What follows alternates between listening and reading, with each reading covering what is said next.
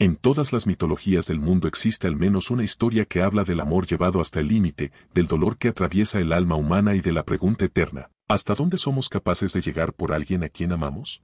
Entre todas ellas, ninguna resuena con tanta fuerza como el mito de Orfeo. No es un relato de guerras ni de héroes invencibles, es la historia de un músico que armado solo con su voz, desafió al inframundo entero. Una historia donde la belleza convive con la tragedia, donde la esperanza se mezcla con la pérdida, y donde un solo gesto puede cambiar el destino para siempre. Este es el viaje de Orfeo, un viaje hacia lo más profundo de la muerte, para intentar recuperar la vida. Bienvenidos a The Quick Fact, comencemos. Capítulo 1. ¿Por qué un hombre estaría dispuesto a desafiar al mismo inframundo? Antes de los héroes que empuñaban espadas, antes de los guerreros capaces de partir montañas, existió un hombre cuya única arma era una lira. Un instrumento pequeño, de cuerdas frágiles, pero capaz de algo que ni los dioses podían ignorar, transformar el mundo con música. Orfeo, hijo del rey Tracio Eagro, aunque algunos dicen que del mismísimo Apolo, y de la musa Calíope, nació destinado a vivir entre versos y melodías.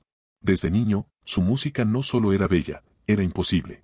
Los árboles se inclinaban para escucharlo, los animales dejaban de huir, los ríos frenaban su corriente para que su canto no se perdiera en el agua. Orfeo no necesitaba espadas, su voz era un puente entre lo humano y lo divino. Pero, ¿puede un don tan grande proteger a quien más ama? Porque en los mitos, los regalos de los dioses siempre vienen acompañados de una sombra. Eurídice llegó así, como un rayo de luz inesperado, ella era una ninfa cuyo andar parecía un susurro del viento. No fue un dios, ni una tragedia, ni un destino escrito, fue algo mucho más simple, dos personas que se encuentran y sienten que el mundo encaja. Durante un tiempo ese amor fue suficiente para detenerlo todo, pero los mitos nunca permiten que la felicidad sea eterna. La pregunta es, ¿qué estarías dispuesto a hacer cuando la vida, sin avisar, te arrebata a quien amas? Capítulo 2. Eurídice y la tragedia que inicia una odisea emocional. La muerte de Eurídice no fue épica, no hubo monstruos, ejércitos ni rayos divinos, fue algo pequeño, casi insignificante, una serpiente en un prado, un mordisco, un grito ahogado. Y silencio. La mitología griega está llena de muertes gloriosas, pero esta es dolorosamente humana, porque así es el destino, a veces se inclina sobre nosotros con la suavidad de un roce, y en un instante nos destruye. Orfeo llegó demasiado tarde, encontró a Eurídice en el suelo, sus ojos como lagos a punto de vaciarse. Gritó su nombre, imploró a los dioses, ofreció su vida, pero ellos guardaron silencio. Los mitos nos muestran que los dioses aman observar, pero rara vez intervienen. El músico vagó entonces por los bosques, cantando un dolor tan profundo que incluso las rocas lloraban, y aquí está la clave, su dolor era tan intenso, tan puro, que rompió el equilibrio entre vida y muerte. ¿Puede la música abrir las puertas del infierno? Orfeo decidió que sí. La idea parecía imposible, absurda, suicida, pero ese es el motor de los grandes mitos, la certeza irracional que nace cuando se pierde todo. No buscaba gloria, ni reconocimiento, ni un desafío heroico, solo quería una cosa, recuperar a Eurídice. Y así empezó uno de los viajes más conmovedores de la literatura universal, un héroe que entra al inframundo sin ser guerrero, armado únicamente con una canción. Capítulo 3. Descendiendo al Hades, donde incluso los dioses evitan mirar. El camino al inframundo no es un sendero físico, es un descenso simbólico. Orfeo bajó por cavernas, cruzó ríos negros como tinta y atravesó portales donde la luz del mundo mortal desaparecía. Cada paso era un recordatorio de que si fallaba, no regresaría. El primero en detenerlo fue Caronte, el barquero que cruza las almas por el río Estigia, viejo, cansado, acostumbrado a negociar solo con los muertos.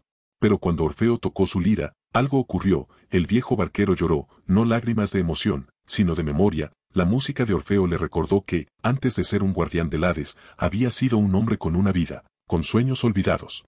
Y así, sin monedas, sin pactos, sin violencia, Orfeo cruzó el río más temido por los mortales. Después, el terrible Cerbero bloqueó su paso. El perro de tres cabezas, la bestia imbatible, se sentó, cerró sus ojos y se durmió como un cachorro. La música derrotó lo que las armas jamás pudieron. Todo el inframundo cambió ese día, las almas dejaron de gemir y comenzaron a escuchar, los castigos eternos se detuvieron por un instante, Sísifo dejó de empujar la roca, Tántalo olvidó su hambre, las eriñas bajaron sus látigos. El dolor de Orfeo tenía tal verdad, tal autenticidad, que incluso el mundo de los muertos se detuvo para hacer silencio, pero lo más difícil aún quedaba por delante, enfrentarse a los soberanos del inframundo. Capítulo 4. Perséfone y Hades, la negociación más improbable de la mitología.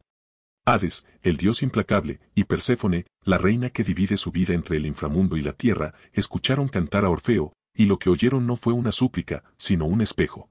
Orfeo no habló de la muerte de Eurídice como una injusticia, sino como una pérdida que podía tocar a cualquiera, incluso a un dios. Su música no exigió, mostró cómo el amor humano es tan frágil y feroz que puede desafiar normas cósmicas. Perséfone lloró, y si Perséfone llora, el Hades entero se conmueve, sus lágrimas resonaron como suspiros antiguos, moviendo incluso las sombras más inmóviles del salón oscuro. Hades, sin embargo, no es un dios fácil de persuadir, él entiende que la muerte tiene reglas, y romperlas puede traer caos, pero incluso él reconoció que la música de Orfeo era más poderosa que cualquier argumento. Un eco suave, persistente, le recordó que incluso los dioses temen perder aquello que aman profundamente. Finalmente concedió un trato, Eurídice podría regresar al mundo de los vivos, pero Orfeo no debía mirarla hasta que ambos alcanzaran la superficie. Una condición simple, demasiado simple, tan simple que parecía una trampa, un abrazo velado entre la esperanza y la destrucción, porque los mitos nos enseñan que la mente humana se sabotea incluso cuando conoce las reglas. Capítulo 5. El regreso y la mirada que destruye el milagro.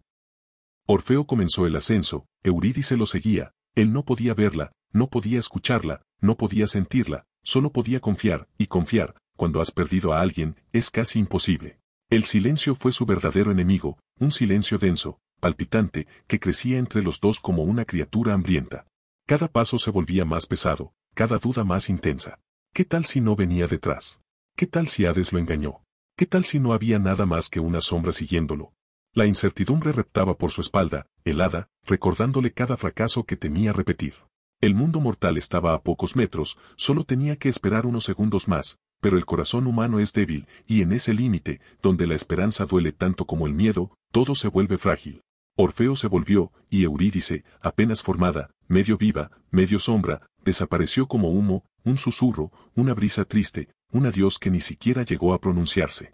Esta escena no es un castigo, sino una verdad universal. A veces, en nuestra desesperación por asegurarnos de que algo bueno es real, lo destruimos.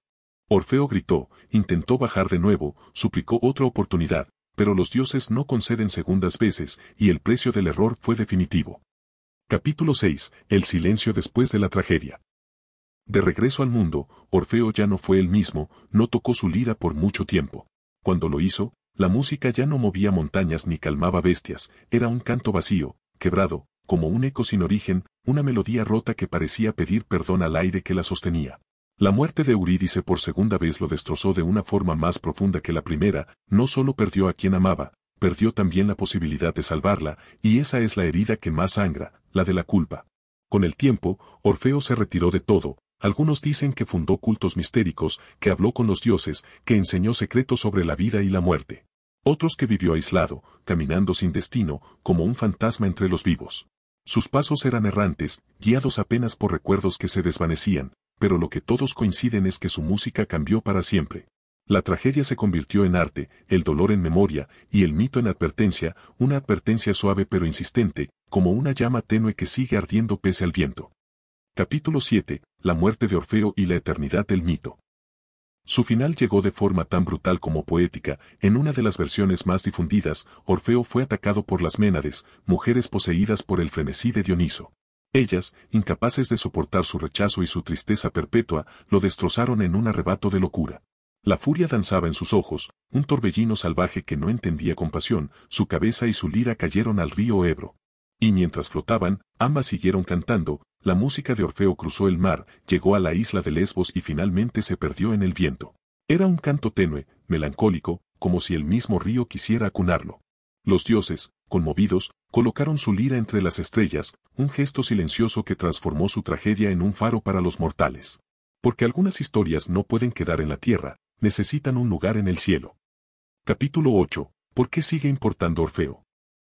El mito de Orfeo perdura porque no habla de monstruos ni de batallas imposibles, habla de algo mucho más humano, el miedo a perder a quien amamos, el deseo desesperado de recuperarlo, y la dolorosa incapacidad de aceptar que hay cosas que no podemos controlar. Un relato que respira en cada época, adaptándose a nuevas heridas. Orfeo no es un héroe perfecto, se equivoca en el peor momento, y eso es precisamente lo que lo vuelve eterno, porque todos hemos dudado cuando deberíamos confiar, todos hemos mirado atrás cuando deberíamos seguir adelante, Todos hemos arruinado algo valioso por miedo a perderlo. Esa fragilidad compartida es lo que lo conecta con nosotros, siglo tras siglo. La historia de Orfeo nos enseña que incluso los dones más extraordinarios tienen límites, que el amor puede ser más fuerte que la muerte, pero también más frágil que un segundo de duda. Y por eso, cada vez que se cuenta su historia, algo en nuestro interior reconoce la verdad que esconde. Pregunta reflexiva. ¿Y tú, si tuvieras la oportunidad de recuperar a quien más amas, pero la única condición fuera confiar a ciegas, podrías hacerlo sin mirar atrás?